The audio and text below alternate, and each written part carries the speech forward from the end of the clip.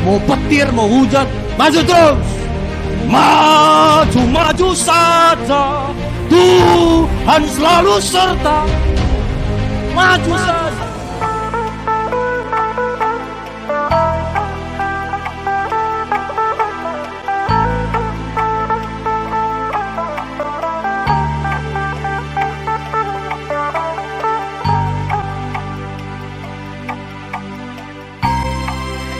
Hari ini saya mau katakan Indonesia bisa tetap jaya.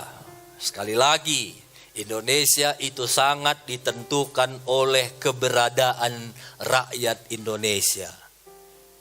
Bilang kiri kanan, kamu itu rakyat Indonesia, bilang. Indonesia ini ditentukan oleh kamu, bilang. Hari ini kita belajar ada beberapa hal yang harus dibuang dari bangsa ini, termasuk dari diri kita rakyat Indonesia, supaya bangsa ini bisa maju. Yesaya pasal 59 ayat 8, mereka tidak mengenal jalan damai, dan dalam jejak mereka tidak ada keadilan. Mereka mengambil jalan-jalan yang bengkok, dan setiap orang yang berjalan di situ tidaklah mengenal damai. Ada beberapa hal yang harus kita buang dari diri kita. Yang pertama, tidak adanya keadilan. Kalau bangsa mau diberkati menjadi bangsa yang besar, yang pertama harus ada keadilan. Kita nggak usah bicara bangsa. Mungkin kalau kita bicara bangsa, masih adakah keadilan di negeri ini? Jawabannya mungkin masih. Tapi sudah sulit sekarang untuk mencari keadilan. Ada orang yang korupsi miliaran, triliunan, sampai di penjara dia masih bisa santai. Ada wifi, ada TV, spring bed. Tapi ada nenek-nenek karena gak makan lagi dia curi ubi orang. Walau itu tetap gak benar, masuk penjara 5 tahun. Mati-mati di penjara lah dia. Sudah sulit memang mencari keadilan. Itu sebabnya kita berdoa buat bangsa kita, biar bangsa kita ini tetap ada keadilan. Dimulai dari diri kita. Masihkah ada keadilan dari diri kita? Berlakulah adil dimulai dari keluarga. Berlakulah adil dimulai dari pekerjaan. Berlakulah adil di mana saja kita bisa ada. Itu yang pertama, adil. Yang kedua, 8 ayat 8b, jalan yang bengkok. Ya, ada jalan yang bengkok, tidak punya integritas. Bengkok itu artinya ada jalan yang harusnya lurus dibengkokkan. Makanya orang Karo suka bilang politik itu pewalkan siti. Bengkokkan sikit.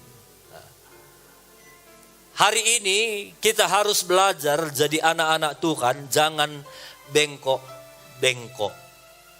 Hari ini sudah banyak yang bengkok. Tapi kamu jangan mau bengkok.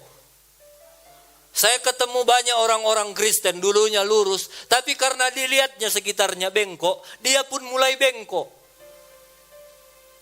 Istri saya kalau dia rapat di dinas, itu di dinas di pemerintahan di mana saya pun. Kalau namanya dari pemerintah jam 9 katanya, mulai jam 10, mulai dari jam 11.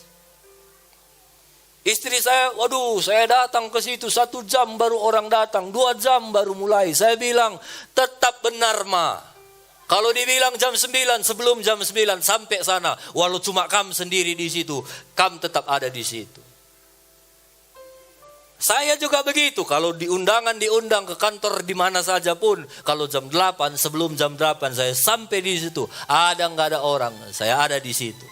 Karena saya nggak mau terpengaruh orang. Banyak orang termasuk orang-orang yang katanya jam 9. Kalau pemerintahan jam 10. Dan mereka datang jam 10 bahkan di atas itu. Banyak yang sudah tidak menjadi teladan. Saya bilang sama istri saya, jangan ikut mereka. Kita harus tetap beda. Kalau kita mau bangsa ini baik, dimulai dari kita. Saya nggak tahu gimana saudara. Tapi saya berharap jangan ada yang ikut-ikutan tidak benar. Walau semua nggak benar, kita tetap benar. Amin. Bilang kiri kanan, jangan bengkok. Saya sangat tidak setuju ada istilah jam kalak karo edah. Sebagai orang karo saya nggak setuju itu. Tapi setuju nggak setuju itulah sudah jadi kuan-kuan. Dibilang jam 9, jam 10. Saya berharap kita orang karo semuanya harus berubah. Amin.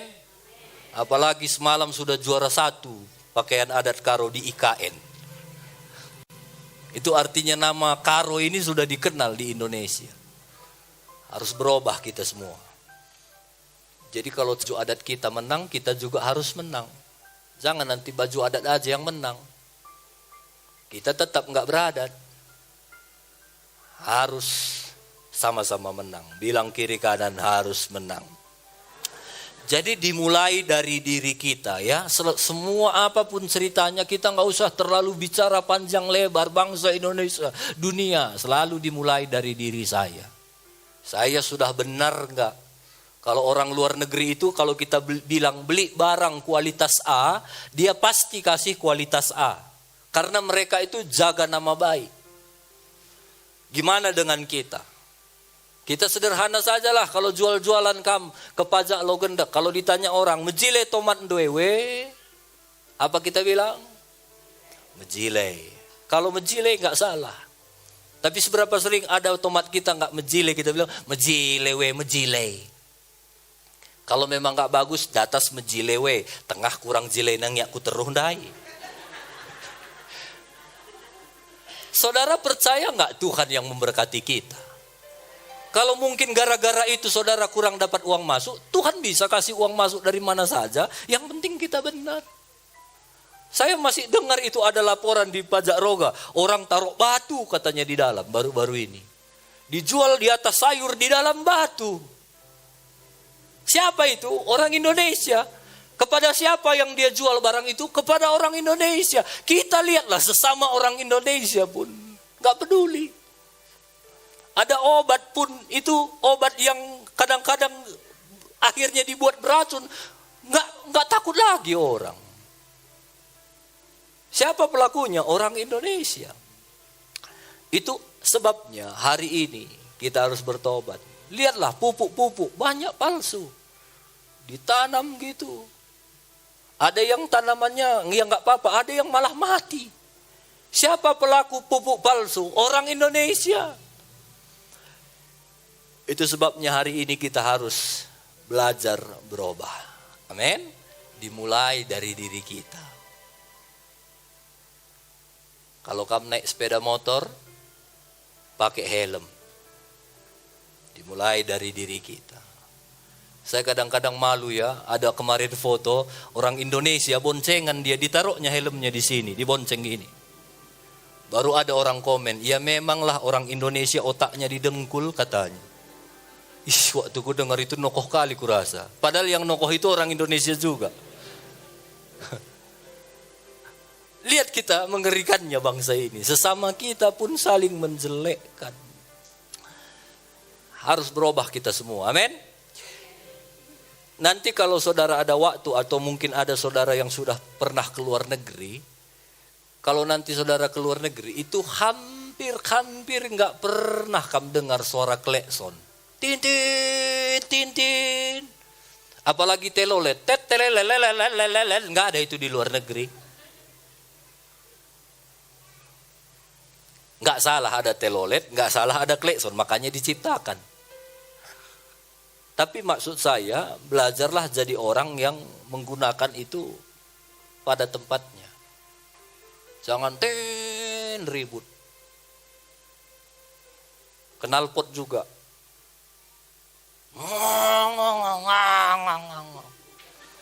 Saya kemarin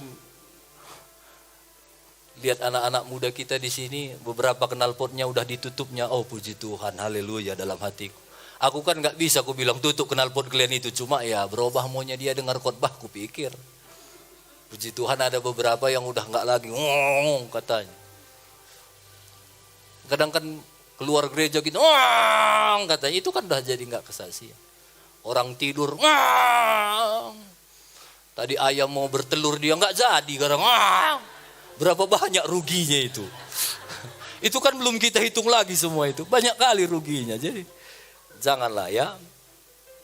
Jangan nanti mobil di belakang Immanuel, Allah besertaku, bikin malu. Kalau kita mau bangsa ini diberkati Tuhan, selalu dimulai dari diri kita. Amin. Semalam 17 Agustus. Saya pikir kalau 17 Agustus macet pasti ini. Udahlah, nggak usah bawa mobil, naik sepeda motor lah kami. Kupikir. Apalagi jalan kundah lebarnya semua, pasti lancar lah ini. Naik sepeda motor kami. Siap pawe pulang, nggak bisa lagi lewat. Jalan pun susah. Sampai bibi-bibi itu jalan dari Brastagi sampai Petren itu. Kaki di bayi, jelma fi macan. Iya. Kata.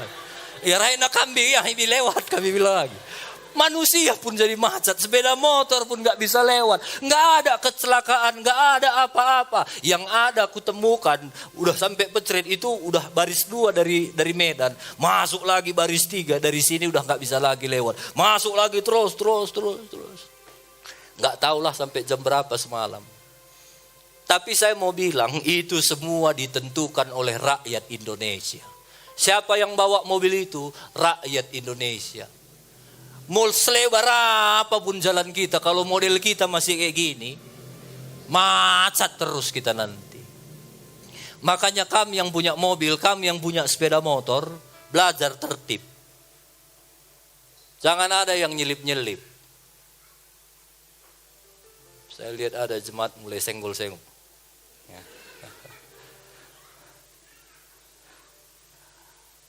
Bilang kiri kanan, kamu penyebab bangsa ini diberkati atau tidak, bilang.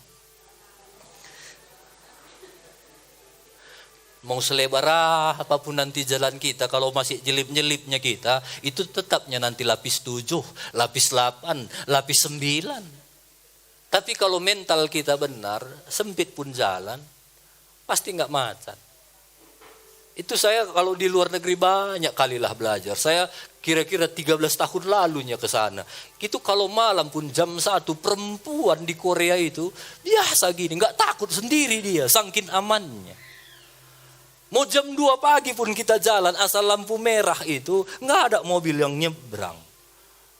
Ada manusia nyebrang gitu, belum ada hidup lampunya, nggak ada pun orang. Mau jam 3 jam 4 pagi, tunggunya itu. Sekali lagi itu semua kembali ke mental kita rakyat Indonesia. Makanya dimulai dari sekarang. Kalau enggak kami biasakan hidup, dengar ini, sebentar lagi makin susah kita. Sekarang saja negara kita ini sudah diatur oleh sistem. Sebentar lagi semua ini pakai CCTV. Kalau terbiasa kamu nyelip, kalau terbiasa kamu terobos lalu lintas, sebentar lagi kamu lihatlah, kamu ingat khotbahku ini, kamu simpan nanti rekamannya ini. Sebentar lagi, nggak lama, sistem yang akan atur kita. Udah kayak luar negeri. Luar negeri itu hampir nggak ada polisi. Pokoknya terobos kamu, nanti ngurus pajak kamu tahun depan, udah banyak tagihan di situ. Tanggal sekian, kamu terobos lalu lintas, jam sekian. Kalau perlu foto, sudah ada fotonya, sudah pasang semua CCTV. Makanya kita perlu latih diri kita dimulai dari sekarang. Kalau enggak, habislah kita sebentar lagi, habis semua uang kita untuk bayar denda. Ini kelihatannya bakal begitu Indonesia ini. Di Medan ini kan udah banyak pakai CCTV kan. Nah, biasanya kalau udah Medan begitu bakal ke sini lagi. Nah, makanya biasakanlah hidup kita terlatih. Kemarin aku pesan Aqua kan dari Brastagi. Datang dia, kok lama bang? Waduh bang, stres aku ngeliat Brastagi itu bang. Parkir semua seenaknya bang. Nggak ada macet, parkir sini, parkir. Jadi masuk pun kita susah bang katanya. Siapa lagi yang parkir itu? Rakyat Indonesia. Makanya dimulai dari diri kita. Bilang kiri kanan, dimulai dari kamu, bilang. Kamu sumbernya semua, bilang.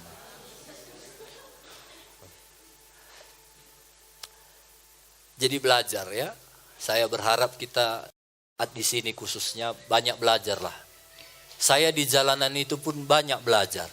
Bukan saya udah lulus. Kadang-kadang emosi juga ya, kita udah ngantri, datang orang pas pula di depan kita asak-asaknya pula gini kan. Aku pun kadang menang, kadang berhasilnya. Tapi sama-samanya kita belajar. Berapa sering orang kan sering kali banyak masalahnya gara sepele. Misalnya kita udah lama ini, ada orang nyebrang. Gara-gara dia nyebrang gak kita kasih lewat, dari sana sudah macet semua. Padahal kita tunggu sebentar saja, padahal di sini pun masih macetnya. Dia lewat, ini semua bisa lewat dan kita bisa lewat. Itu kan sering terjadi ya, kalau bapak-bapak yang sering bawa mobil sering. Hari ini mulailah kita belajar, kalau ada yang mau masuk begini, udah kita berhenti sebentar, kasih aja dia. Itu akan membuat makin lancar nanti semua, ya. Jadi belajar. Yang berikut, apalagi tidak mengenal damai, 8C. Tidak mengenal damai. Jadi belajar kita jadi anak-anak Tuhan yang mengenal damai. Negara kita ini sudah banyak sekali keadaan tidak damai. Perang agama, perang suku. Saya berharap di tempat ini mulai dari hidup kita damai. Damai di keluarga, damai suami istri, damai orang tua anak, damai sesama jemaat, damai sesama orang desa, ya. Jadi jangan bertengkar, jangan suka bertengkar. Sulit bagi Tuhan memberkati orang yang suka bertengkar. Makanya jangan suka bertengkar. Ayat 15 dicatat di sana, tidak adanya kebenaran. Sudah waktunya kita tegakkan kebenaran. Walau kita cuma sendiri, percayalah asal kita tegakkan kebenaran, ada Tuhan bersama dengan kita. Kita hidup, firman Tuhan bilang, di tengah kegelapan. Sekecil cahaya apapun, asal dia cahaya, itu bisa menerangi. Apalagi kita sama-sama menerangi, itu akan makin cepat menyala terangnya. Percaya ya, seperti lagu pujian kita yang terakhir tadi. Kebajikan, kemurahan selalu mengikutiku. Ini kata ini tidak tidak asal kebajikan kemurahan itu mengikuti kita.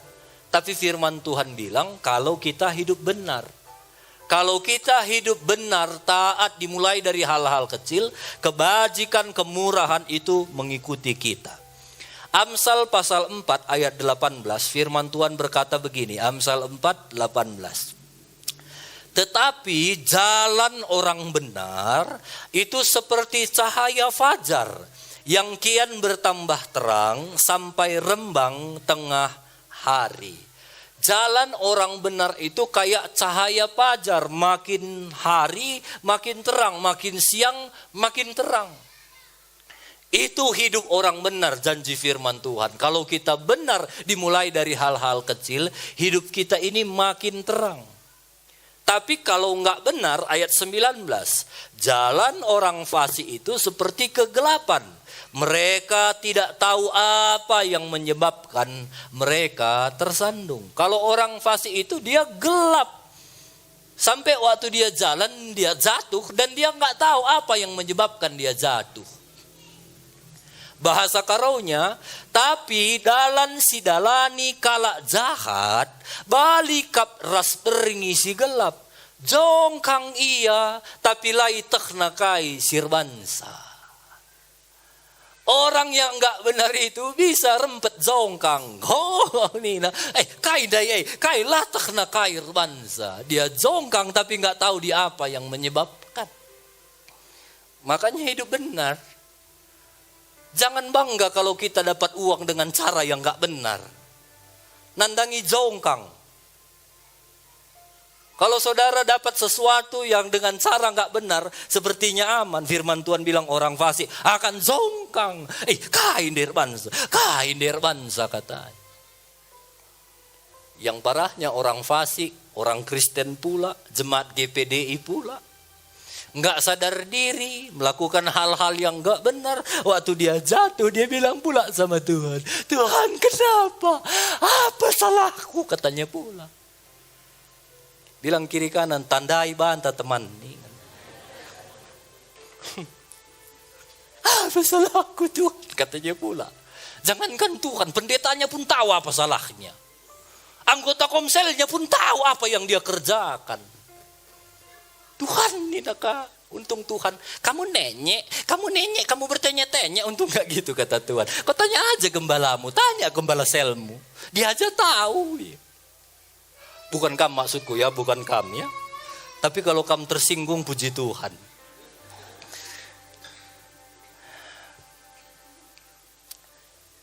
Jadi jangan senang berbuat tidak benar.